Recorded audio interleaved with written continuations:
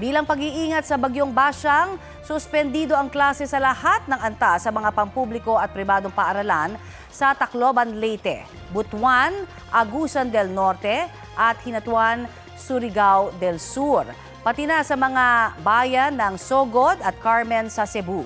Wala ring pasok sa lahat ng antas sa mga pampubliko at pribadong paaralan sa Hinagaran at La Castellana sa Negros Occidental, pati na sa Bais at Hanhay o Tanhay sa Negros Oriental.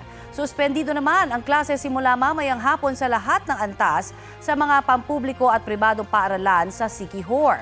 Wala rin pong pasok mula preschool hanggang high school sa mga pampubliko at pribadong paaralan sa Bohol. Shift to alternative learning modality naman ang mga estudyante sa college at graduate schools doon. No face-to-face classes din mula kindergarten hanggang senior high school sa lahat ng pampubliko at pribadong paaralan sa Cagayan de Oro City. Wala ring face-to-face classes sa lahat ng antas sa Cebu City.